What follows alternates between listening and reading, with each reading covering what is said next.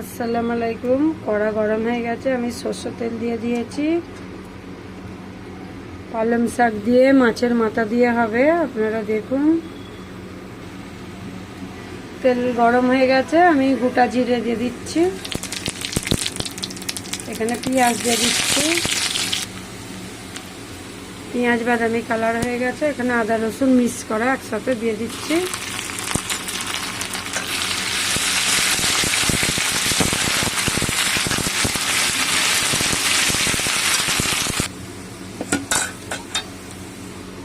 তো আলু কাটাগুলো দিয়ে দিচ্ছি।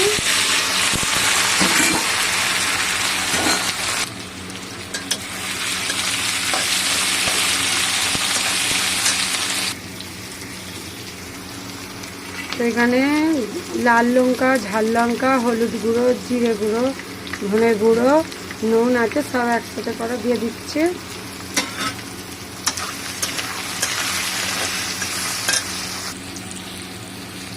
তো এখানে অল্প পানি দিয়ে দিচ্ছি, দিয়ে এটা কষতে থাকবো।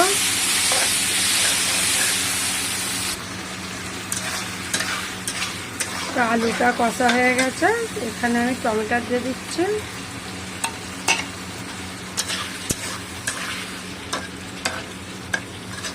টমেটোটা গলা পর্যন্ত আমি অপেক্ষা করব, এটা কষতে যাব।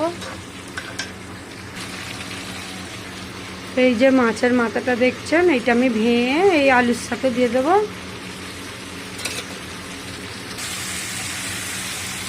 তো আলু কষা হয়ে গেছে, টমেটোর আমি মাছের মাথাগুলো ভেঙে দিয়ে দিচ্ছি। অল্প পানি দিয়ে দিচ্ছি।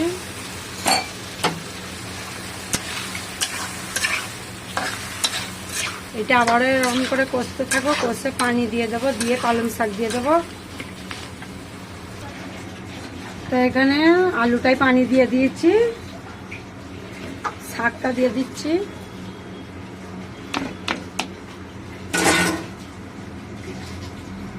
চাপা দেবো, একটু গলে গেলে তারপর নেড়ে দেবো। তো এইটা চাপা দিয়ে দিচ্ছি।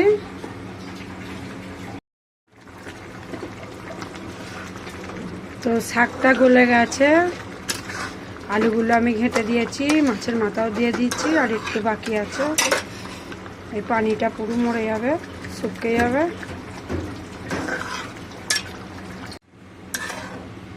শাক রান্নাটা হয়ে গেছে, হালকা ঝোল ঝোল রেখেছি।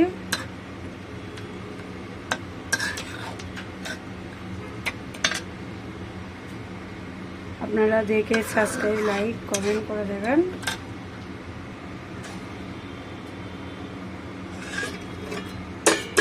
রান্নাটা ফিনিশ হয়ে গেছে। শুধু শাক হয়নি, এখানে মাছ রান্নাও হয়েছে। দেখুন, বড় রুই মাছের পেটি রান্না হয়েছে পেঁয়াজ দিয়ে।